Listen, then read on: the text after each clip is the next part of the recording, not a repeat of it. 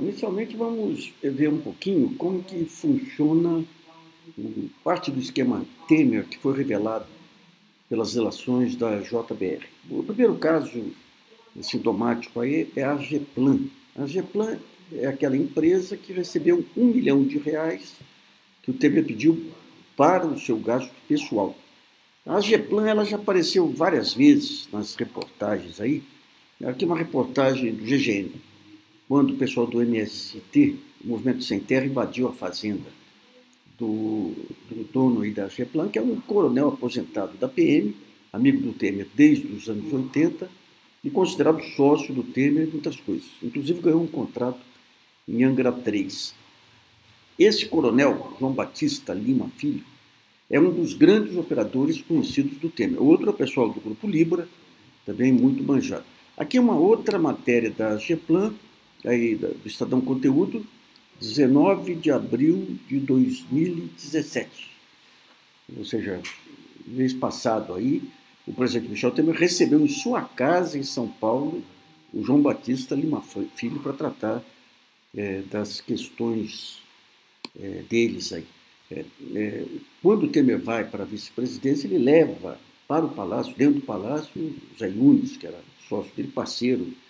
Tem vários apartamentos aí do Temer que foram adquiridos do Yunes. Ao mesmo tempo, o Yunes recebeu dinheiro da Odebrecht, dinheiro vivo, ou seja, para lavagem de dinheiro. Então é evidente que tem negócios entre eles. E o terceiro é o Rodrigo Loures, aí, que é um deputado de Minas, do Paraná. Aqui você tem uma campanha do Rodrigo Loures aí, feito. Estou um pouquinho aqui, mas deixa eu pegar aqui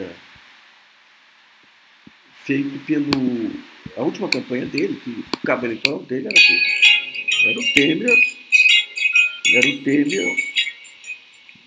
o prazer de falar do Rodrigo Rocha Lopes. Você sabe que ele foi um deputado federal muito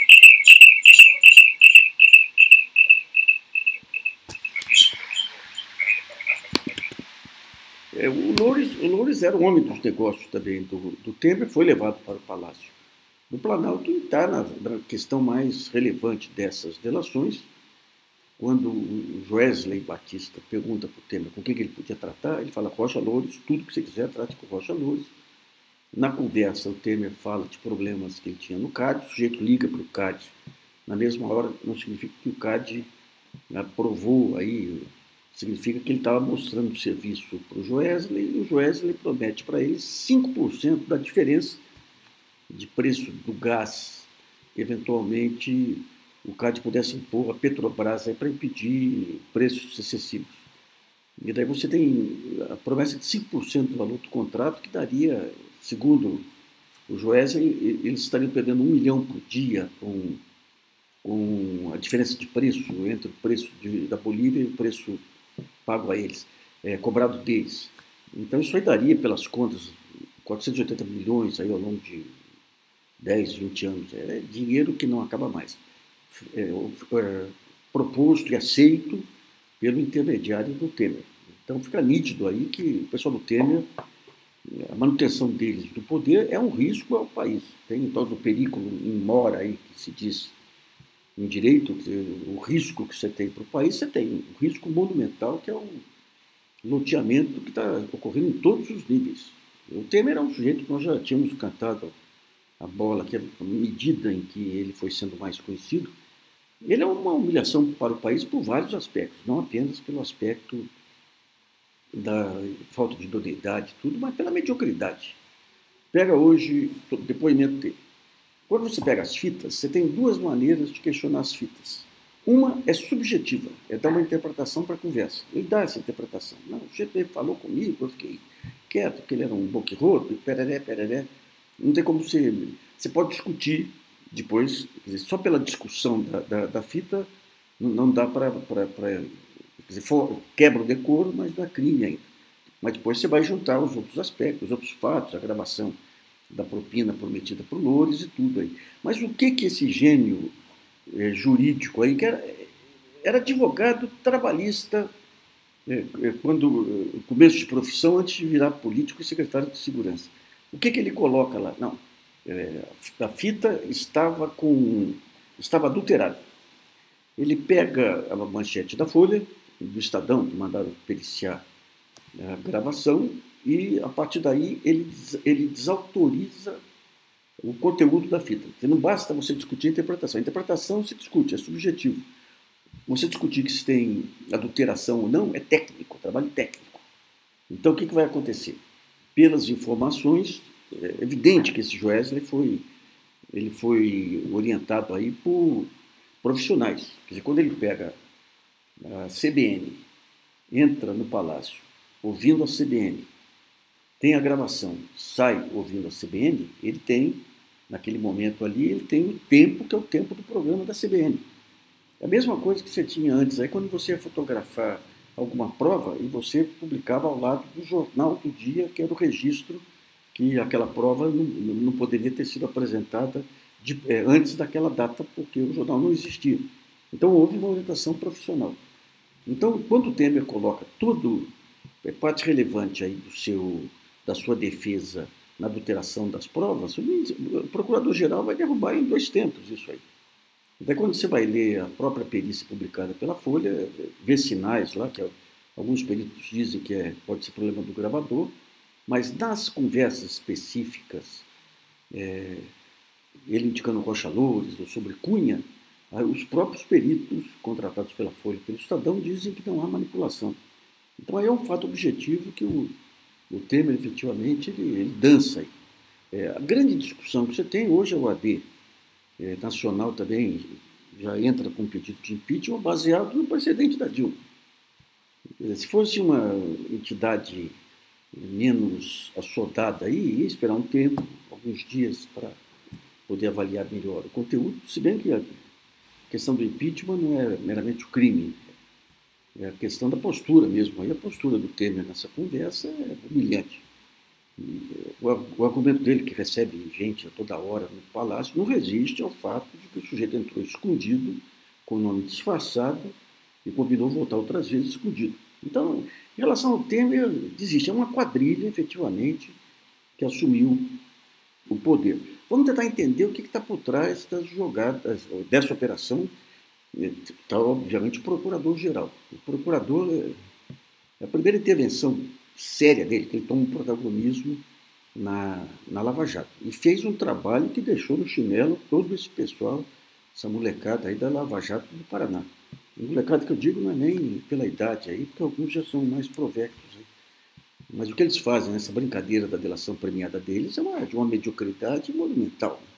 Pega o sujeito, induz o sujeito a incluir o nome do Lula ou da Dilma lá, não consegue criar uma prova, apresentar uma prova concreta, substantiva, e aquilo é repetitivo. O Gênio Moro, o Gênio Dallagnol, o outro lá, o Fernandes, é uma avacalhação do Instituto da Delação Premiada. O que Brasília faz aí, a Procuradoria, fundamentalmente a Procuradoria, porque os policiais federais que entraram lá, teve um só que participou de toda a elaboração desse sistema sob controle, da operação controlada aí. Aí ele dá um show porque faz o acordo com o Joesley, e o Joesley vai buscar as provas lá, com tudo registrado, a mesma coisa que o Protógenes fez no caso do Daniel Dantas, com a Globo, igualzinho. E acabou sendo anulado pelo Supremo, mas pelo fato de ter sido a televisão no meio lá. Aqui não, aqui você tem as cenas que depois são transferidas para a televisão, mas são cenas filmadas pela Polícia Federal. Então, foi um show aí, tem um protagonismo do Janot, efetivamente, um show de profissionalismo aí que repõe para o Ministério Público Federal uma noção de competência que a Lava Jato tinha se perdido aí pela facilidade. O pessoal preguiçoso, né? Preguiçoso que eu digo não é...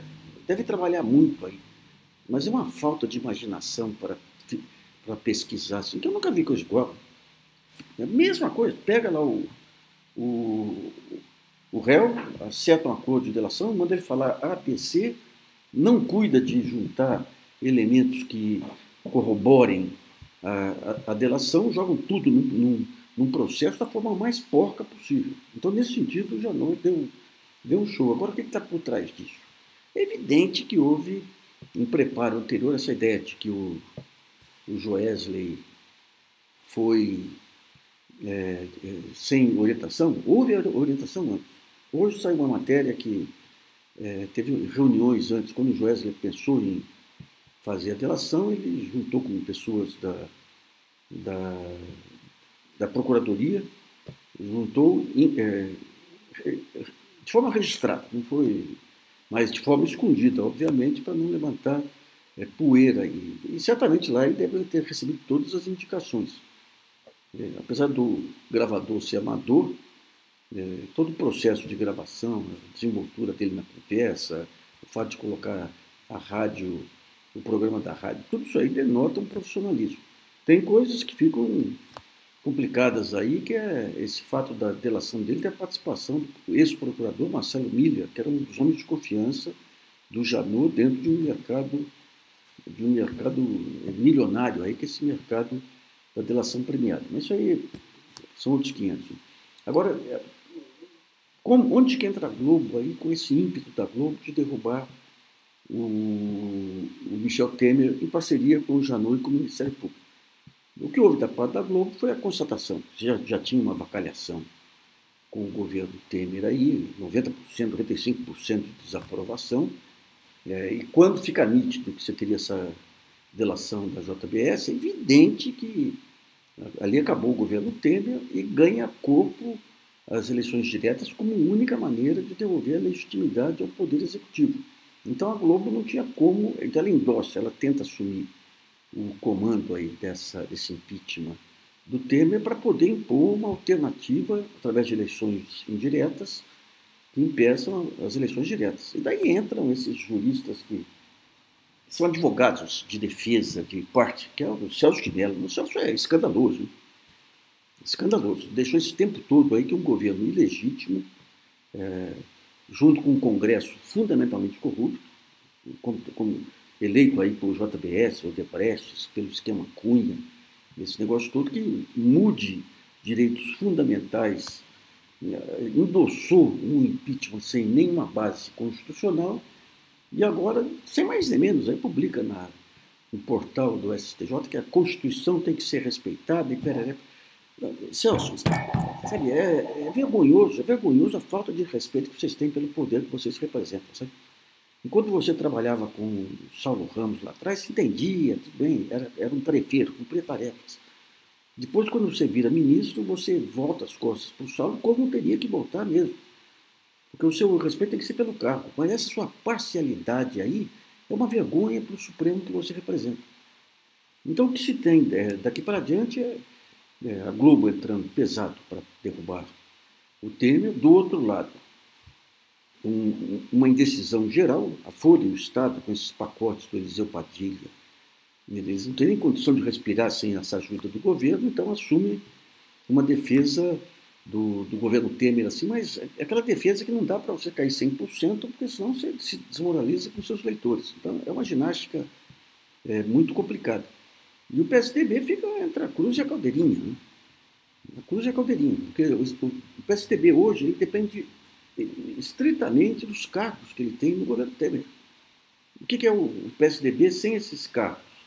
Os principais candidatos dançaram. Está sendo atropelado agora pelo Dória. O Dória com um apetite, uma falta de verniz aí, que isso aí é voo curto. É voo curto. Então o PSDB, se for apostar todas as fichas no Dória, significa jogar o mar aí, quem conduziu o PSDB até agora, em cima de um aventureiro. Aventureiro, não tem outro nome. Quando começar a aparecer o que o Dória está fazendo na prefeitura, é um tresloucado. Um arqueteiro que está desmontando todos os programas lá sem a menor cerimônia. Sabe? Então, daí o Fernando Henrique também e outros com medo aí que esse poder excessivo que se devolve ao Ministério Público, que ele se qualificou de novo com essa operação, vai se voltar contra outras pessoas que até agora estão relativamente poupadas. Então, o Serra é um caso, porque esse é um caso de enriquecimento pessoal. O Serra é um caso típico, né? O Alckmin, não digo que é enriquecimento pessoal, ainda não tem esses elementos, embora o cunhado dele tenha recebido dinheiro, né? Mas, de qualquer modo, o que tem aí destrói o Alckmin também.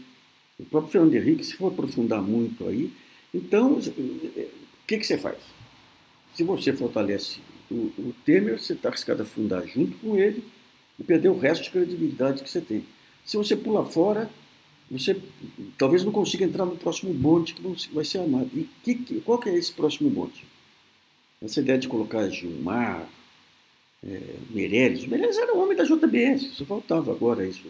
Caminúcia não prospera. O nome que ainda teria, nós já temos, vimos cantando isso faz tempo, aí seria Nelson Jobim.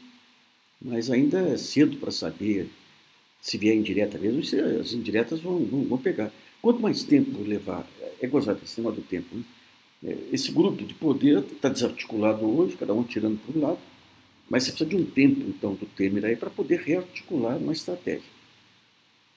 Por outro lado, se demora muito esse tempo, o movimento de rua leva às diretas. Então é um jogo complicado, né? A única lição que fica é que o Brasil, o preço do subdesenvolvimento está nítido aí, né? A falta de homens públicos. Você pega o Supremo aí com o Celso de Mello, o Barroso continua. Meu Deus do céu, você pega o nível que esse país entrou, Barroso, mais palestras lá em Londres, citando o Flávio, aquele da loja Riachuelo, o Flávio é um meninão de 60 anos aí, superficial, que nem uma manchete de jornal. E o Barroso faz aqueles apanhados de jornalista principiante. Você dá um tema para o jornalista que ele não domina, ele vai pegando frases aqui, frases ali, compõe uma matéria que não tem nexo. Então, essas são as pessoas, essa falta de cultura, de informação, efetivamente, que é a marca do Brasil. Então, sem figuras referenciais, você fica nesse jogo de cada um atira para um lado e o resultado depende de Deus. É um jogo, a teoria dos jogos aí, que a resultante final ninguém tem o controle. Bem, vamos ficando por aqui. Um abraço aí.